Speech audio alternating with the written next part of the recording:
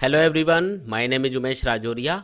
आज के इस वीडियो में हम स्टडी करने वाले हैं कि किस तरीके से हम दो वेक्टर्स को एक दूसरे से सब्ट्रैक्ट कर सकते हैं। साथ ही हम स्टडी करेंगे कि जब भी हम दो वेक्टर्स को सब्ट्रैक्ट करते हैं तो उससे जो रिजल्टेंट वेक्टर मिलेगा उसका मैग्नीट्यूड और डायरेक्शन क्या होंगे।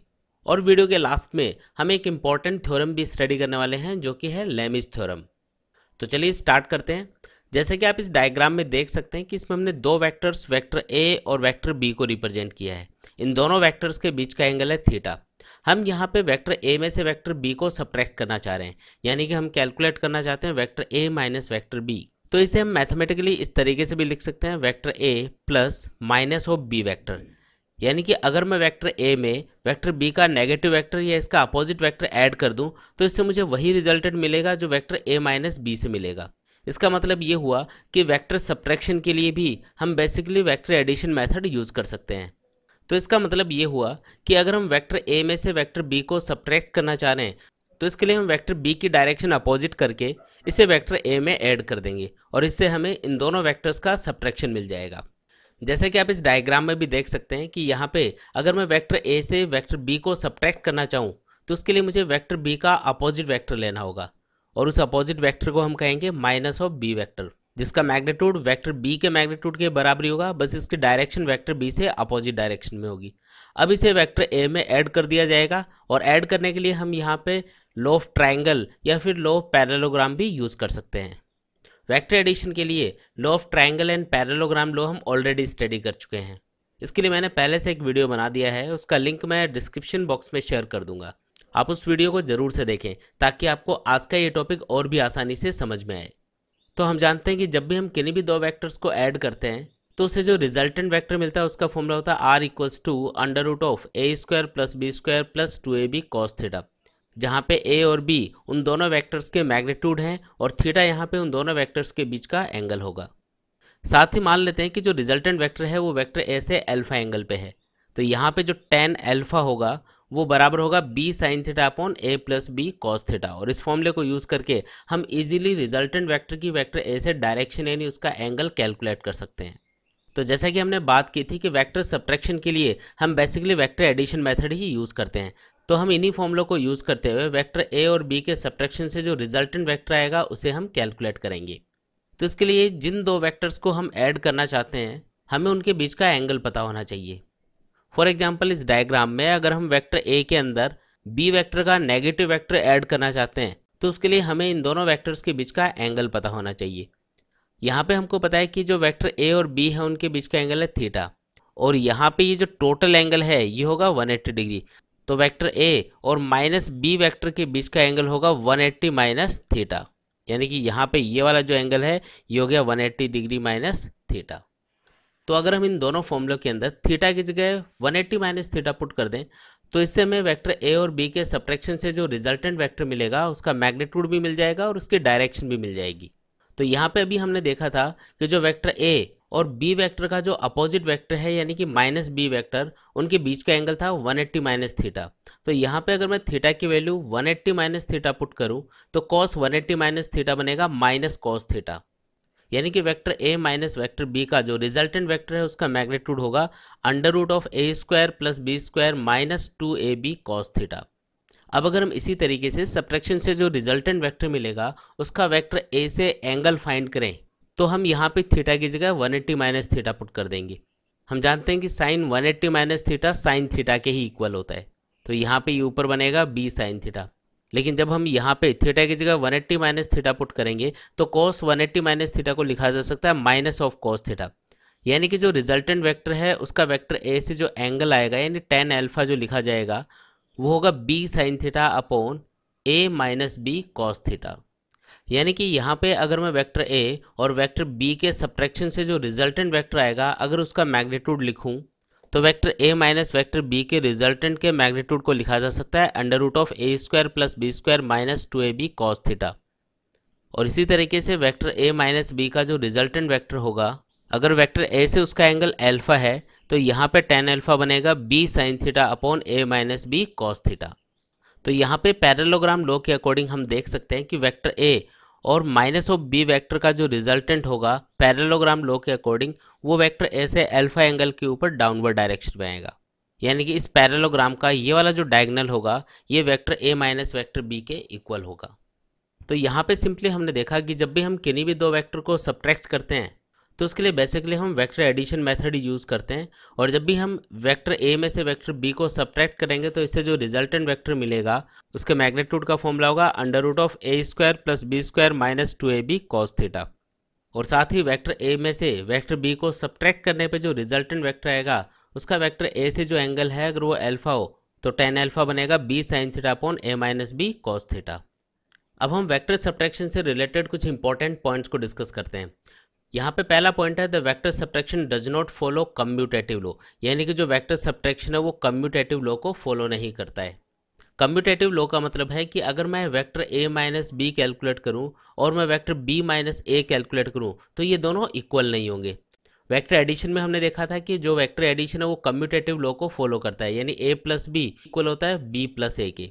लेकिन यहाँ पे जो vector a minus vector b है वो इक्वल नहीं होगा vector b minus vector a के, क्योंकि इनकी डायरेक्शन एक दूसरे के अपोजिट होती है। साथ ही जो वेक्टर सब्ट्रैक्शन है वो एसोसिएटिव लॉ को भी फॉलो नहीं करता है, यानी कि अगर मैं कैलकुलेट करूं a माइनस बी और उससे जो भी रिजल्टेंट मिलेगा उसमें से वेक्टर c को सब्ट्रैक्ट कर दूं, और मैं कैलकुलेट करूं b माइनस सी और उससे जो भी रिजल्टेंट मिलेगा उसको वेक्टर a में से सब्ट्रैक्ट कर दूं, तो ये दोनों इक्वल नहीं होंगे। इसका मतलब जो वेक्टर सब्ट्रैक्शन है वो एसोसिएटिव लॉ को फॉलो नहीं करता है।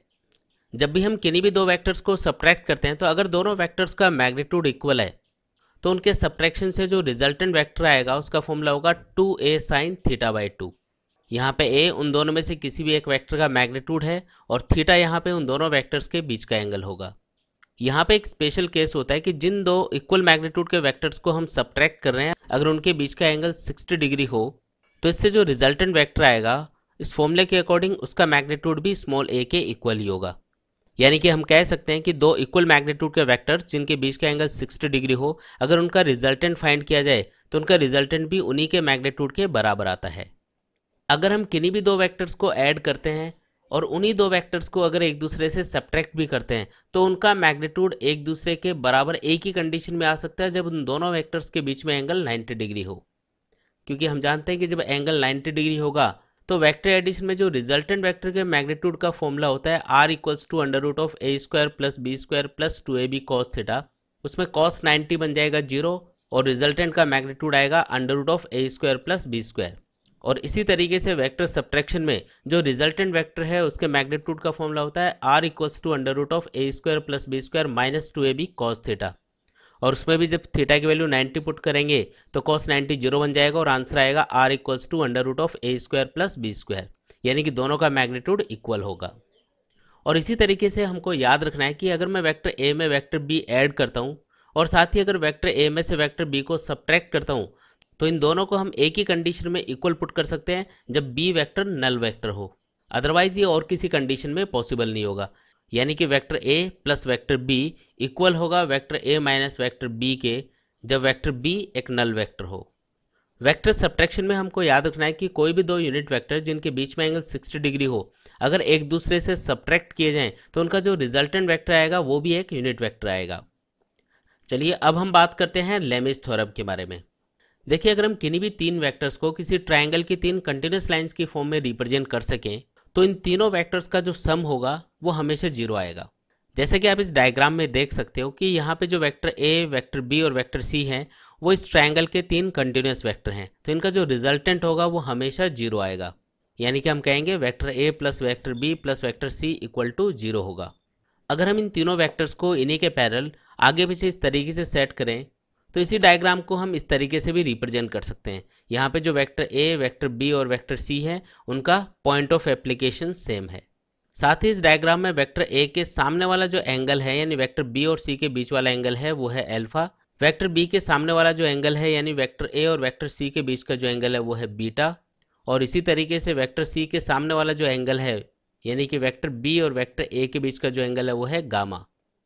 तो लेमिज थ्योरम के अकॉर्डिंग इस डायग्राम के अंदर अगर हम किसी भी वेक्टर के मैग्नीट्यूड का उसके सामने वाले एंगल के साइन फंक्शन के साथ में रेशियो कैलकुलेट करें तो ये तीनों वेक्टर्स के लिए इक्वल आता है। यानी कि यहाँ पे हम लिख सकते हैं लेमिज थ्योरम के अकॉर्डिंग वेक्टर a का magnitude divided by sine alpha, क्योंकि वेक्टर a के सामने वाला एंगल है यहाँ पे अल्फा, ये इक्वल होगा वेक्टर बी के मैग्नीट्यूड अपॉन साइन बीटा के, क्योंकि यहाँ पे वेक्टर बी के सामने वाला एंगल है बीटा, और ये इक्वल होगा वेक्टर सी के magnitude divided by sine gamma के, क्योंकि वेक्टर सी के सामने वाला एंगल है गामा।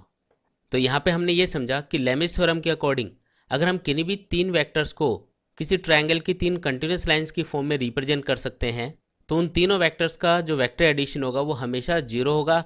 साथ ही उनमें से किसी भी वेक्टर के मैग्नीट्यूड और उसके सामने बाकी के दो वेक्टर्स के बीच में बनने वाले एंगल के साइन फंक्शन का जो रेशियो होगा वो कांस्टेंट होगा और तीनों वेक्टर्स के लिए इक्वल भी होगा। यानी कि simply a upon sine alpha, b upon sine beta और c अपॉन साइन गामा हमेशा इक्वल रहेंगे। बेसिकली हम लेमिस थ्योरम को मैकेनिक्स में यूज़ करते हैं जब किसी भी पार्टिकल के ऊपर तीन फोर्सेज अप्लाइड हो और तीनों फोर्सेज का जो रिजल्टेंट है वो 0 हो, यानी कि जो पार्टिकल है वो इक्विलिब्रियम कंडीशन में हो, तो उसके लिए हम लेमिस थ्योरम अप्लाई करते हैं। और इसकी हेल्प से, इस रिलेशन का यूज़ करते हुए हम उनमें से किन्हीं भी दो फोर्सेज के बीच का एंगल या किसी भी फोर्स का मैग्नीट्यूड कैलकुलेट कर सकते हैं। तो गाइज, आज के इस वीडियो में हमने वेक्टर सब्ट्रैक्शन को डिटेल में स्टडी किया। हमने समझा कि जब भी हम वेक्टर ए में से वेक्टर बी सब्ट्रैक्ट करते हैं तो उससे जो रिजल्टेंट वेक्टर आता है उसका मैग्नीट्यूड होता है under root of A square plus B square minus 2ab cos theta. और सब्ट्रैक्शन से जो रिजल्टेंट वेक्टर आता है वो वेक्टर ए से अगर अल्फा एंगल पे हो तो tan अल्फा इक्वल टू लिखा जा सकता है b sine theta upon a minus B cos theta. साथ ही हमने लेमिस थ्योरम को भी डिटेल में स्टडी किया। तो आज का ये वीडियो आपको कैसा लगा इसे कमेंट करके ज़रूर बताएं। आई होप आप लोगों को ये वीडियो पसंद आया होगा, तो इसे लाइक और शेयर ज़रूर करें। साथ ही आप बेल आइकन को भी प्रेस कर सकते हैं ताकि आपको नए नए वीडियोज़ के अपडेट सबसे पहले मिलते रहें। तो मिलते हैं एक न्यू वीडियो के साथ, तब तक के लिए take care and good bye.